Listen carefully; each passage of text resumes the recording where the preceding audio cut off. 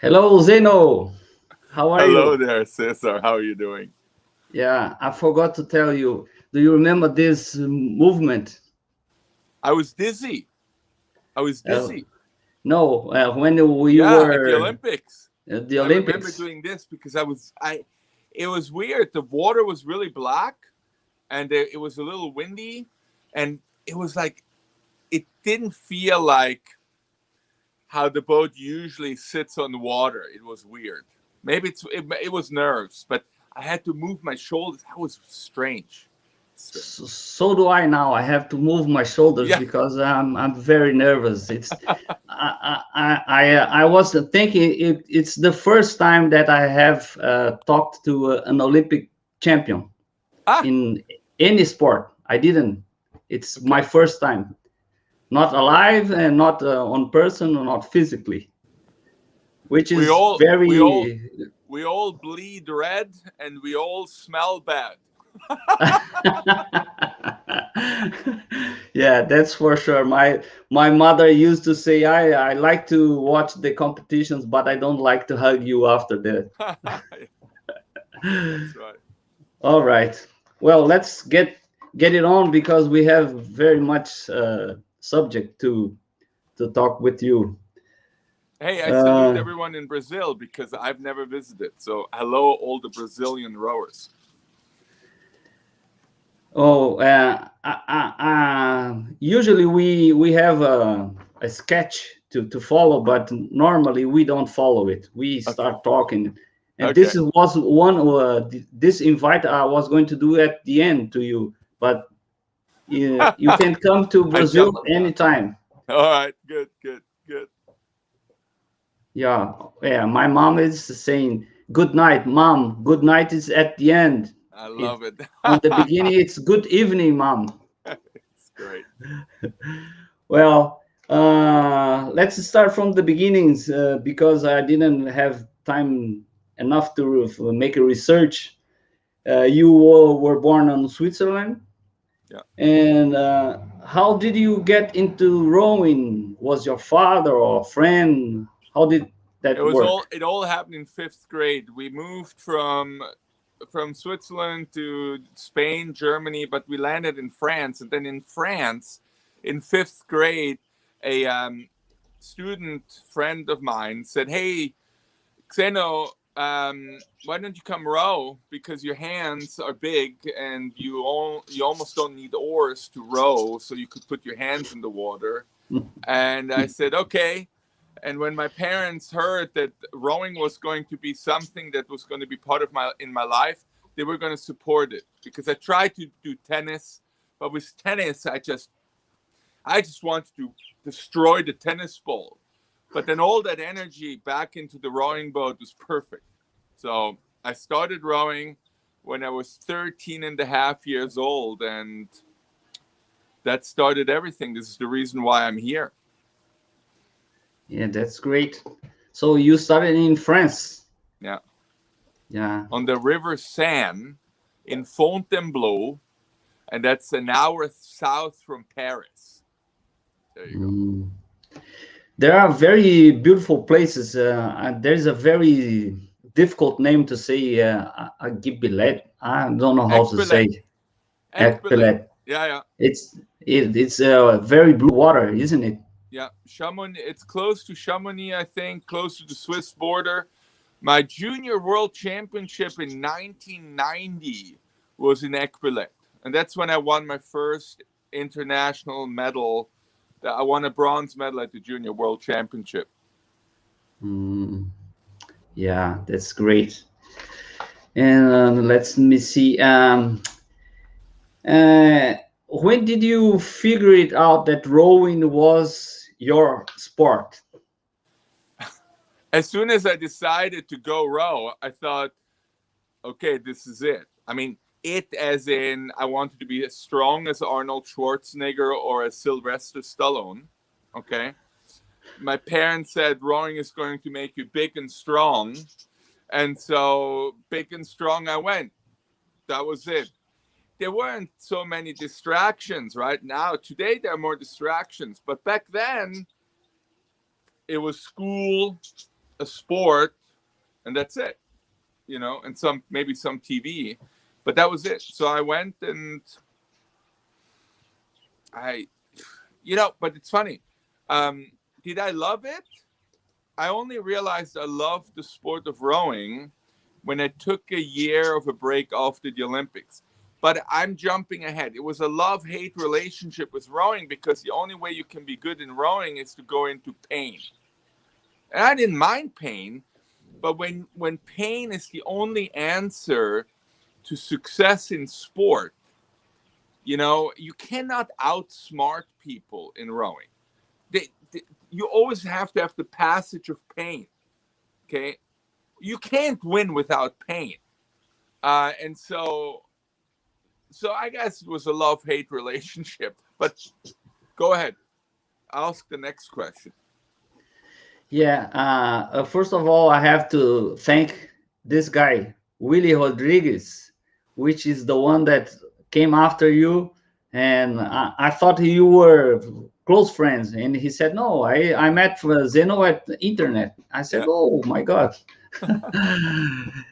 Well, there's a world champion here, Fabiana Beltrami. I don't know if you know her. Yes, I've heard of her. Yes. Yeah. Hello, Fabiana. She is from my hometown as well. Oh, very good. I love it. I love it. What a beautiful place your hometown is. Yeah, it's very, very beautiful. Well,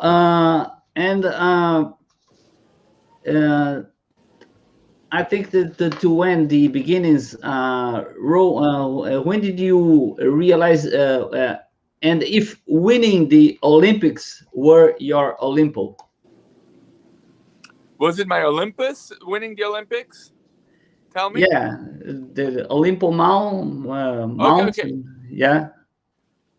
Okay. When I won the Olympics, I didn't feel as a foreigner or as a stranger anymore, because most of my life I lived in a foreign country. So everywhere where I was a foreigner, a stranger. But when I won the gold medal in '96, I thought, okay, it's like an international seal of approval that goes in your passport, and that makes you a citizen of the world because it's such an international event. So I felt really good about winning, to the point where I thought, okay, I'm going to quit, right? And that's where it became interesting. I stopped rowing after the '96 Olympics, and it took me a year to realize that I should go back to rowing. So August of 1997, I thought, okay, I'm going to go back to rowing because I'm going crazy not to train. And the hardest part in the boat, the muscles that hurt the most in the boat were my hamstrings, not my quad, okay? My hamstrings.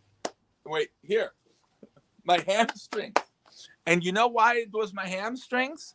Because I was so heavy that the bow of the boat, with the bow ball, was like this. And to get up into the catch position to take the next stroke, I had to pull myself up through the heels and my legs. So instead of pushing, I had to pull myself back up the hill to take the next stroke. And then I thought, bloody hell, I better lose some weight because my boat was going like this because I was so heavy. All right, there you go. And then I realized I loved the sport. But that was 13 years of training and a break. So 14 years to realize, okay, no, there's something beautiful about the sport, not just pain. And not just wanting to beat people and make them regret that they ended up racing me in the single scull. Because look, I know I will tell you lots of things, but when I was training and I was hurting, been training and training hard, I wanted to train so hard that the people who were going to race me would regret racing me, because if I have to be in pain, I want them to be in more pain. So on a very non-physical level, I was thinking of it very physical, because you inflict pain to others the harder you race, right? So anyhow, there you go. Yeah. Very aggressive thinking without ever being aggressive physically. I've watched the two movies, two videos you made. When you talk about your race, Mhm. and there's a guy that rolls with us here, and he said, "Ask him because there is some story about this gesture." And he said, "It's." I've heard that Zeno wanted to stop rowing after the Olympics. Is that like a wave? Oh, I did it. No, it wasn't a goodbye. What it was, because at that point, I didn't think I was going to stop. I decided to stop in December, but this salute, you know, Derek Porter was in 1993. Derek Porter became a world champion in the single scull, and I went to congratulate him. And when I congratulated him, he didn't know who I was. He didn't really care that I congratulated him, and so I was really hurt because I wasn't in the single scull that year, and my dad had just passed away from cancer, and I was mentally injured. I'm a proud person, but I was mentally really injured, and my finals at the small finals at the World Championship in 1993 were not so good. And so I went to congratulate him, and he didn't reciprocate my love that I had for him, and him telling, "Oh, thank you very much. What is your name?" He didn't say anything, and I thought, that's he didn't know that. But the worst thing you can do is to make someone feel that they're inferior and that they are looking down to you. And I was so mad and so angry and so angry that I went back to the United States where I was studying, and I said to the coach, Steve Gladstone, I said, "Listen, Steve, I've got to move on. I have to row the single scull," because I was rowing at the university for 2 years. I said I have to go back into the single scull and train and get back on. And so in 1994, in the semifinal, Porter and I were in the semifinal. I beat him, so he couldn't get into the final. In the semifinal of 1995 at the World Championship, he was in the semifinal with me and Thomas Lange, and he couldn't get through because Thomas and I won the semi. And then in 1996, here we are with Thomas Lange, my idol. Thomas Lange is my idol, okay? He's smart. He's a hand specialist, plastic surgeon, trauma surgeon. He's amazing, right? So Thomas Lange was there and Derek Porter. When I crossed the finish line, I saluted to more or less in the direction of Derek, because I thought, without being weird and rude right now, I thought, you really brought this up onto yourself, that you ignited the fierce fire of destruction that I had, because I turned negatives into positives. Okay, I turned negatives into positives. I'm probably a maniac, and I don't fail to turn negatives into positives. And so anything that doesn't kill you makes you stronger, and that's the motto. Probably came from my mom. Probably came from the fact that we moved around in Europe, and everywhere I was always a foreigner. So you had to survive. Quote. There are much worse things in the world than what I'm telling you. When I say survive, it's a freaking joke, right? It's just do the thing, put a foot forward, you'll be fine. It's not as if I had to worry about getting killed or anything. But you are in your own world, and you say, okay, I've got to move on and work hard, and I want to get there. And so when I saluted like this, there you go. Now you know my name. God, bloody bastard. Okay, sorry, Derek. Now I'm laughing about it, but back then, Jesus Christ. Okay. Go. Just like I said before, you said that Thomas Lange is your idol. Yeah. I've read what Olaf Tuft wrote when Mahe Drysdale retired. And he said, oh, my best rival turned in my best friend. Yeah. And it's, I think it's, now I can understand the magic of this sport, because you have big fights, but you have big friends. Okay. I would say there are two people that, okay, at the very top, the only people that I truly enjoyed as people, Thomas Lange after, because during the competition we never spoke. But then afterwards he came to visit me in California, and it was a very beautiful mutual respect and friendship. It was great. The person I like a lot is Rob Waddell. And then, after Rob Waddell, I was done. And then Mahe Drysdale came to visit once in California. And he seems like a really nice guy. It's easy to be friends with Mahe Drysdale. It's easy to be friends with Rob Waddell.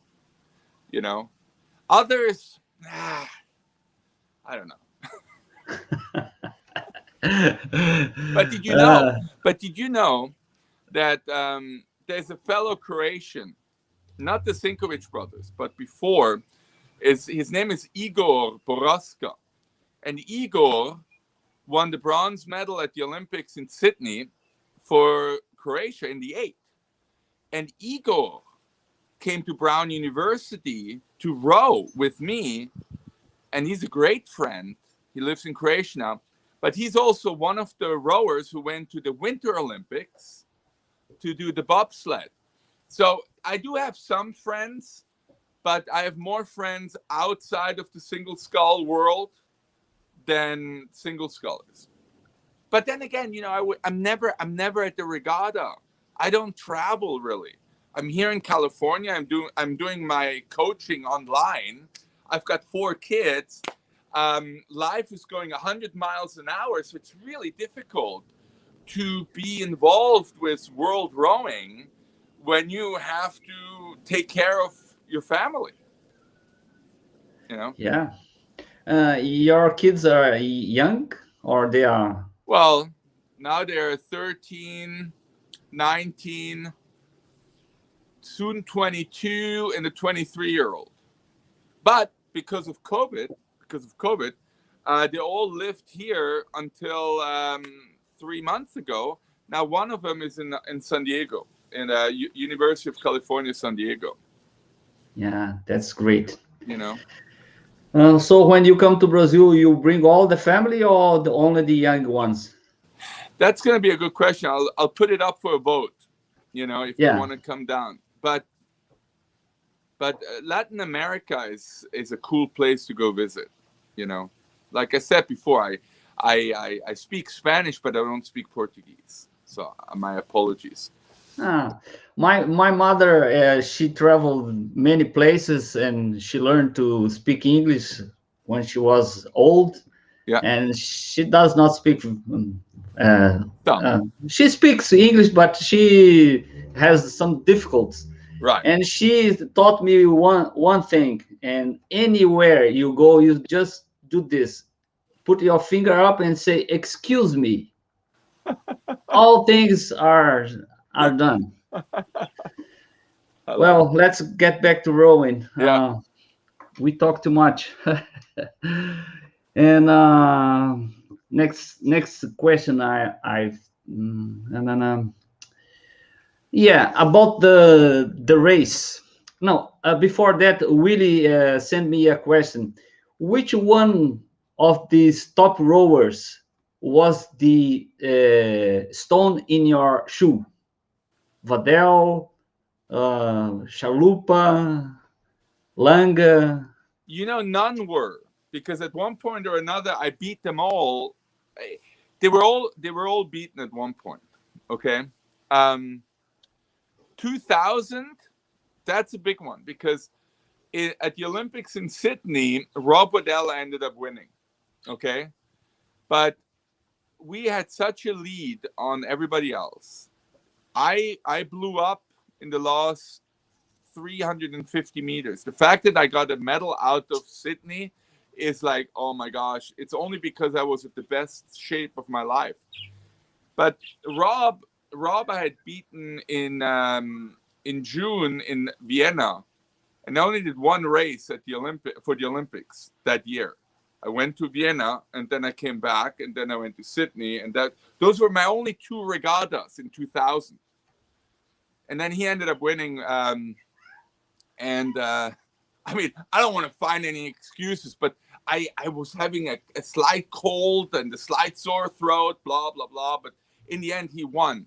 So the stone in my shoe was certainly the power of Rob Waddell, because he was bloody great. And he's a good guy, and he has a black belt in karate. So if he didn't beat me on the water, he could have beaten me in one punch on land. He would never do that. No, I know. No. Oh yes. Well, and this is something I would like to know, because I see these Olympic champions rowing, and their strategy. It seems like they have a clock on their head, on their heart, on their lungs. Yeah. And do you practice this? Like, I have to do the first 500 and the second, Back to or Thomas you Lange. go racing and Back to go, Thomas go, Lange. go. Thomas Lange, I watched him in 1988 when he raced Peter Michael Kolbe. He was still rowing for East Germany then. But somewhere around 1,250 meters, 750 meters to go, the camera was on Thomas Lange, okay? And he was rowing. And then all of a sudden, he says he doesn't remember, because I asked Thomas about it. But he was rowing along, and then he goes like this. He seems like he was talking to himself, okay? And that was 750 meters before the finish line. And it was like, he said, okay, now I'm going to go and I'm going to crush it. And then he just put the pedal to the metal and just start. And I'm not saying that was good technique necessarily, but the boat started going bam, bam, bam. And he was just rowing past Peter Michael Kolbe. And so knowing that the second half of a race, the third 500, is where you crush people's spirit, okay?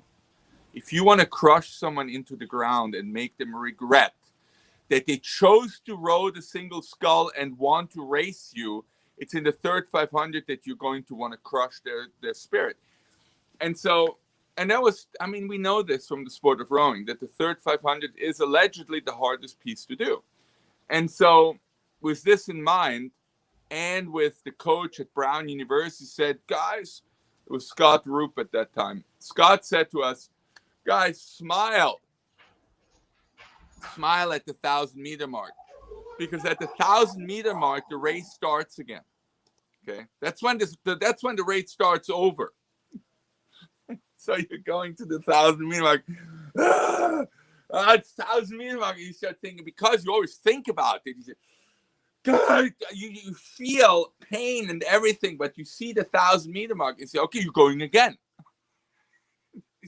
It's just programmed into your brain. Now, it's not all mental. We know that. You have to train the right way in order to have the resources in your body to be able to push. But in the pain that we're in at the 1,000-meter mark, you have to have a psychological cue to say it's going up again. And now you're going to break the spirit of these people, you know? So, and I'll go to the finals of the 96 Olympics. One of the things that was really interesting about Derek Porter is that he was a front runner. He would take off and catch me if you can. Okay? I think that was his one race strategy. Okay? So my coach said to me, Xeno, look, we know he's going to be fast off the line.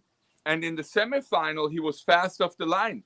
He raced the semifinal exactly the same way he raced the final, where he takes off, but he didn't go all the way to the finish line in the semifinal because I kept pushing and he couldn't counter me. So at that point, I thought, now, okay, wait a minute. Anyone wants to win the semifinal in the single scull because you get the better lane. And why give anyone the benefit of the doubt that you could potentially be beaten? So I thought, okay, wait, there's a crack in his armor that he didn't want to push the last few meters. He didn't want to go all the way. So he raced exactly the same way for the final. Had he known how to hold back a little bit, maybe the outcome could have been maybe different at the in the finals.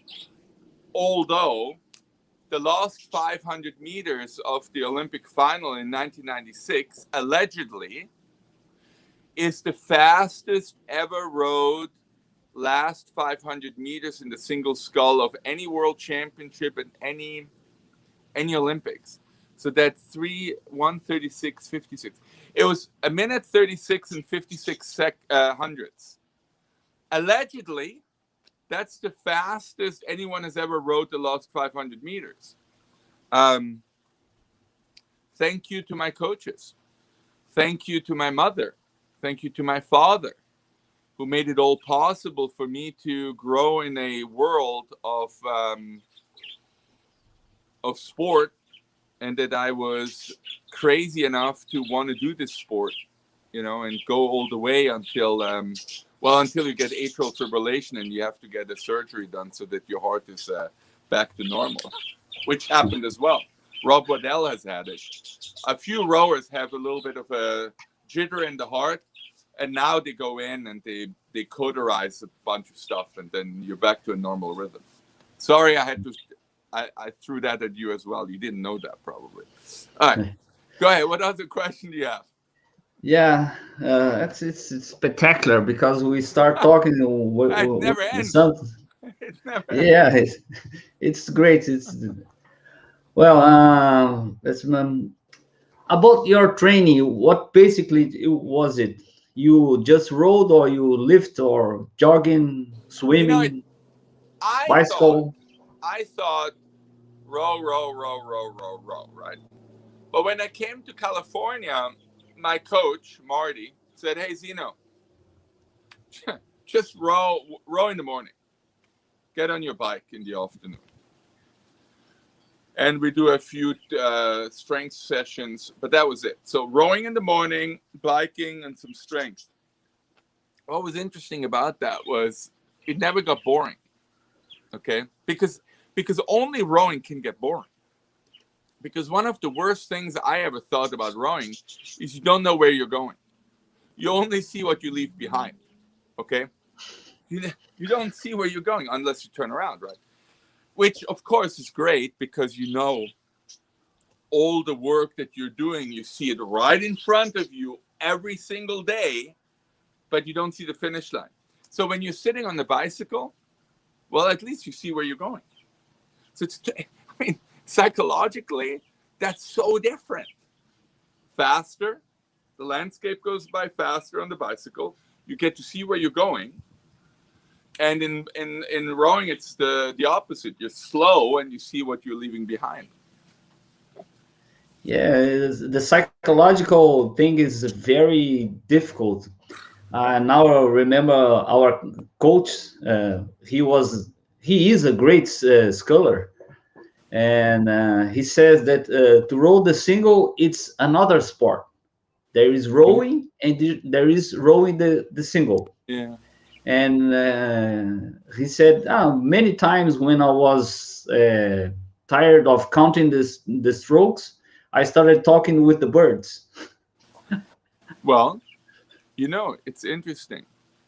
The reason why I ended up in the single scull is because I always lived in a foreign country. That's the only reason why I ended up in the single scull. I think I would have had fun rowing in a team boat. But when you row in the single scull, you have to do quote unquote psychological babble. You have to imagine and visualize why you are doing what you're doing all the time. And that's something that's really important for some of them who are listening. How often did I think about rowing when I was in competition? Every minute. Not just when I was working out, but when I was not working out, I was thinking the next world championship or the next Olympics, or how is the next training session going to be? All the time. I had rowing and training on my mind all the time. I was living in the future. And that's something that a lot of things go past you in life when you live in the future. Okay? So every single day I thought of the next world championship or the next training session or the next regatta. So in a way, you don't appreciate the present as much. Okay? Yeah, sure, you're rowing along and it's beautiful, good. But as soon as you're out of the boat, you're thinking, what's coming next? Now, luckily, wiser, a little bit of white in my beard, married with 4 children, you start to realize the importance of the present.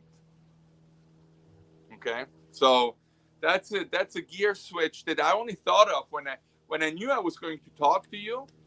It was that thought of living in the present that compared to living in the future that was so apparent. That's so different, you know. Uh, Now you almost answered the next question because I was going to ask you what is difficult, the psychological part or the physical part of the training.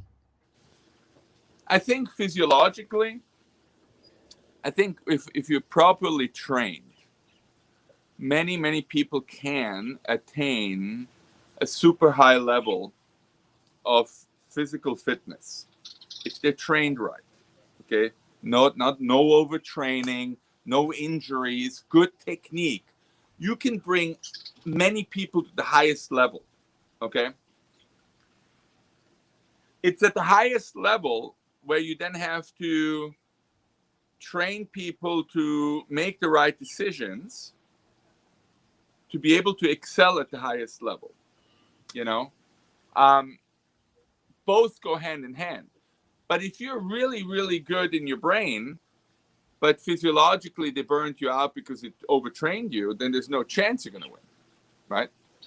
And then when you're super, super fit and you're self-defeating yourself, because when you're at the highest fitness possible, the only person that will beat you is yourself.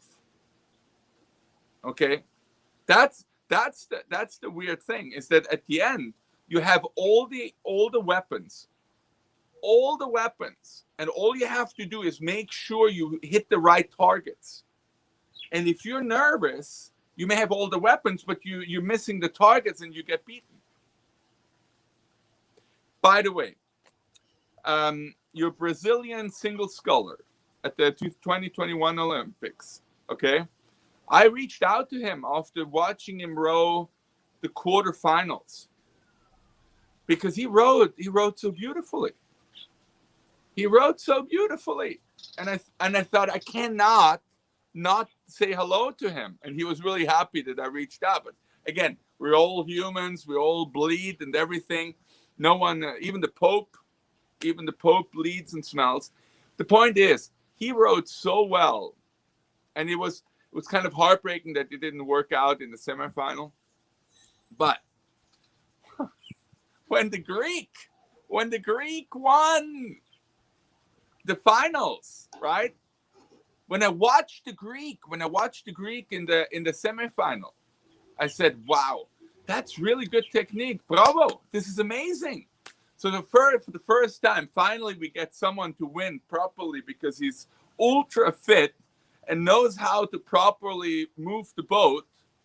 I don't want to get into the technical stuff, but the guy knows how to row the boat, and the coach who taught him knows how to teach how to coach people to row fast. And that was so beautiful because for me, you can only win fast when you row the boat really well. And there have been a lot of scholars that don't row the boat so well, but you're only as good as the competition that you beat, right? And so you have the Greek guy who just mows it down, making sure that he's not inefficient. He's super efficient, and he won. Yeah, I think this Olympic was very. Our coach said the German Oliver Seidler, he probably will not go to the finals because he is very young and he doesn't know how to row if you get the side wind. Right. He said that to us, and I said, "Oh," and he said to us, "I have rowed in Japan like 30 years ago or 20 years ago, Yeah. and it's very difficult to row there. Yeah. The side wind is very hard." Yeah. And probably he lost because of the balance of the wind. Yeah, well, if you bend the arms when you're supposed to keep straight arms and blah blah blah blah blah, you're not going to be fast. It may work when you have flat water and you row half slide. Maybe you can row half slide and be 2 meters tall and move the boat, which he has because he won like that. But as soon as it becomes a little bit strange on the water, you need to be able to use your entire body. I don't know, because I rode in crappy water in Rhode Island. So I rode about 2.5 years in Rhode Island in New England. Yeah. And it was shit water all the time. Shit. Okay, shit water. White caps. You have waves and then the white stuff over it. So, but it taught me how to row in crap. So crappy water was wonderful for me. It's like four-wheel driving through crappy water. Well, Cesar, I will be more than happy to come back one day again, and then we pursue it. So you can pick a few more questions and then say, hey, Xeno, we have more to talk about. And then in the future, we'll meet up because, can you tell I don't mind talking about my own stories? I don't know. It's like therapy. It is therapeutic to tell you. You're like my therapist. I always joke to the people I coach online.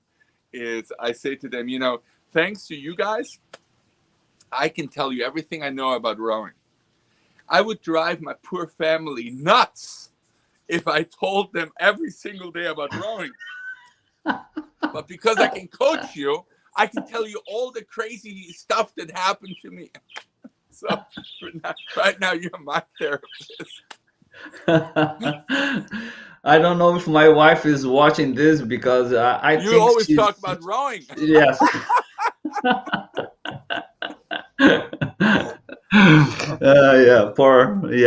I love her. Well, I was going to ask something about Brazil, but since we talked about Lucas, I think he's a very good rower. The first time I saw him was at the rowing, was on YouTube, and at the the qualification regatta in Brazil, he won. And the 3 days he rowed the heats, then the semifinal, and then the final. he rode the same way the 3 days, and each day he was going faster and faster. But he's a young guy. I think he's 23 or 20, no, 24 years old. But he's very mature. He's very serious. But he has like a pure heart. Like Mm, he likes to talk to people. He's very kind, yeah. gentle, and I think that it was very good for us because rowing here in Brazil, it's uh, we had many people that practice, and now we don't have that much. And when he got back up to the top, he almost did the final. Uh, Everybody wanted to cheer, and everybody got together. People that didn't know about rowing started following him on Right. Twitter, Instagram, and he now is like a celebrity.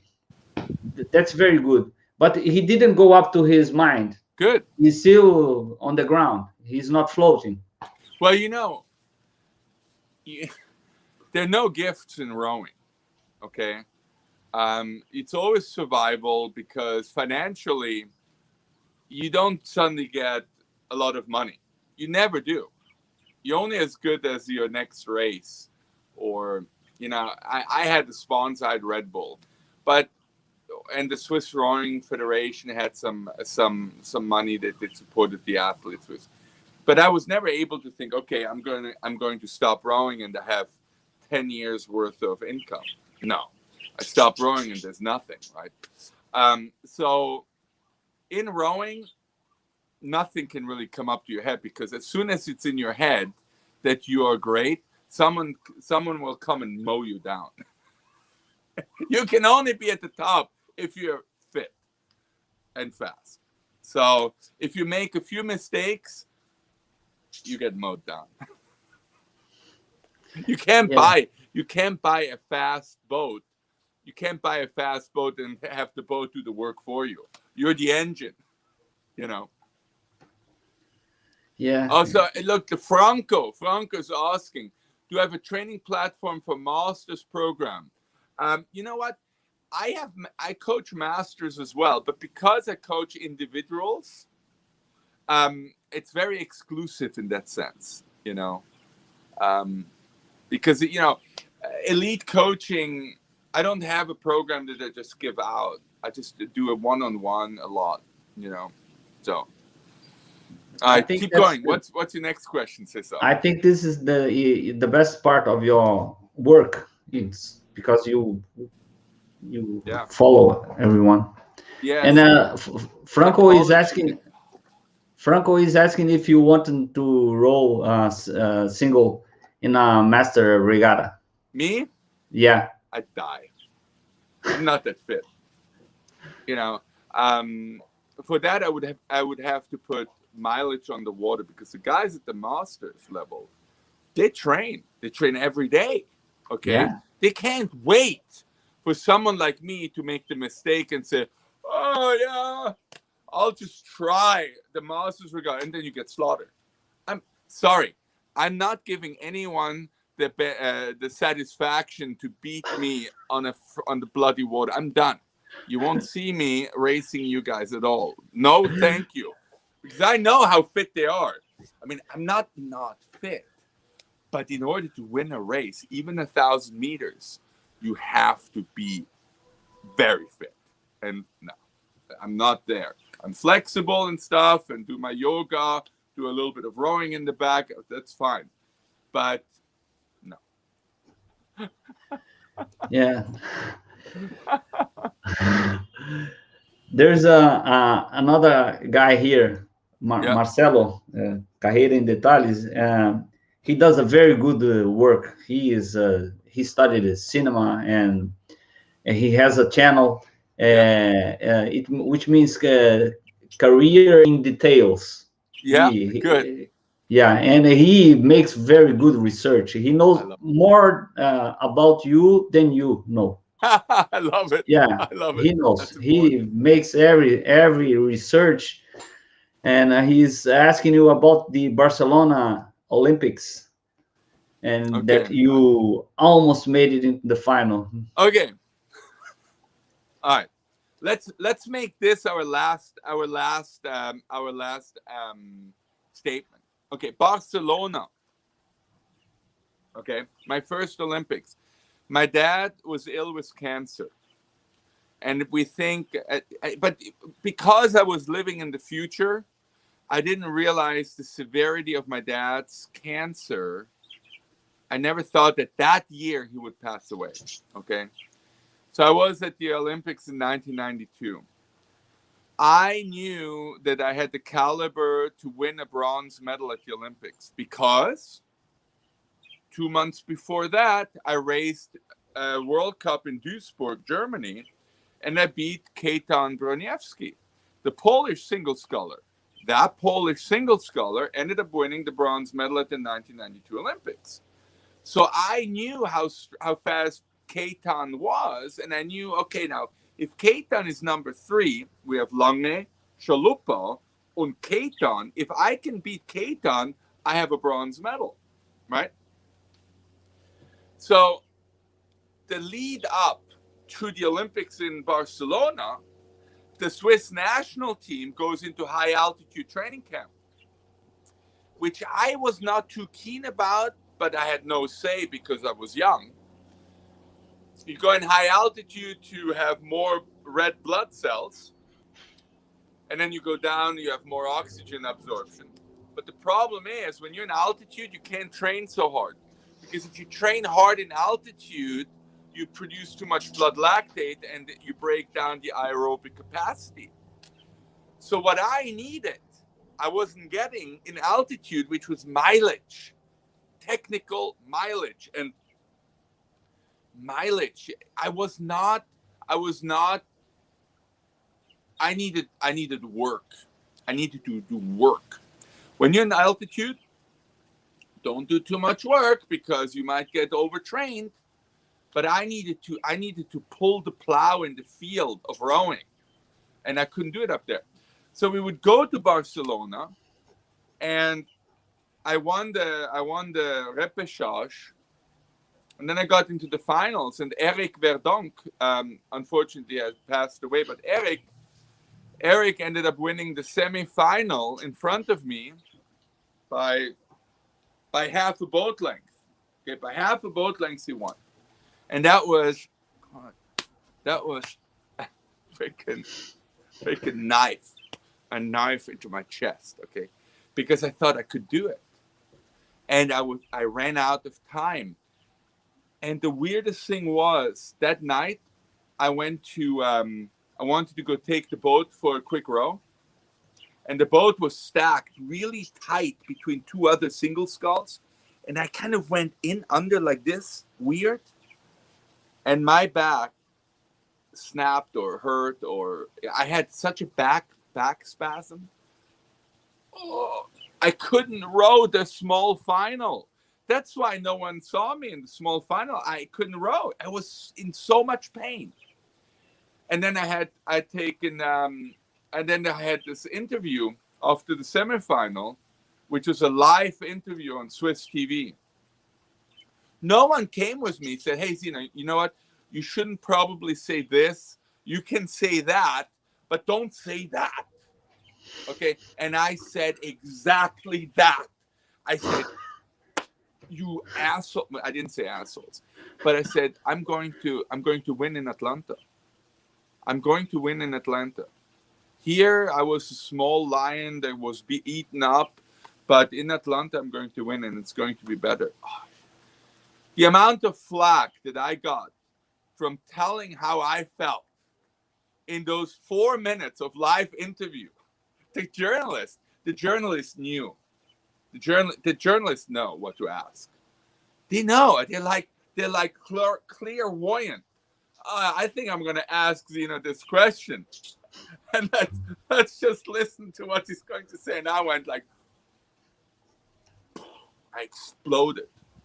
But luckily, I ended up winning in 1996. It's like a bloody movie playbook that I ended up winning in 96 after saying what I said in 1992. was insane. Yeah, I think you are right, Zeno, because we almost reached the half of what we were talking. We Yeah. almost have an hour now. So look, invite me again. Let's see what people have for questions, and then maybe our second one will be even better. You know. Yeah, I think there is a question. Someone said, "What was your?" Let's. I'll make the question. I'll ask you, but you answered the other time. Yeah. He Good. Yeah. said, "What was your best victories and your worst losses?" I I think this can't is wait to take that on next time we meet, Cesar. yeah. It Well, makes me the happy, Cesar. It makes me happy to be able to talk to you guys in Brazil. We're one yeah, world. We're one world. We have to hold together. We're not country against country. We're one world. yeah, Oh that's my great. gosh. All right. I'll see you next time. Well, Zeno, well, yeah, I'll check the things we have reached, Yeah. and let's keep talking by Yeah. email, and Yeah. let's figure another. Another time. We do another 45 minutes. Yeah, All right. I, Well, who knows? I Maybe some people have some questions we never thought of asking. no, there are many questions here. My friend Rafael, which is our professor, Yeah. rowing professor, Yeah. he made a very good question. It's Can't wait to technical. answer it. Can't wait to Yeah, answer it. I'll send to you by email, and then next time we talk a little bit more. I love it. Okay. Uh, Good. Good. I just want to ask you something Yeah. for next time. What were the thoughts? No, what you learned that you don't want to keep to you Oh. Yeah. Yeah. about your coaches? You said you had many coaches, like not the techniques, but No. that statements that Yeah. go into your head, and that makes a way of living, something Oh like yes, I this. love it. Can't wait. Can't wait to share that. All right. I have to thank you very much for all your time. Yeah. And now I give you the final words to say. Obrigado. Obrigado. All right. See you later. Very Bye. well. Bye Ciao. bye. Ciao.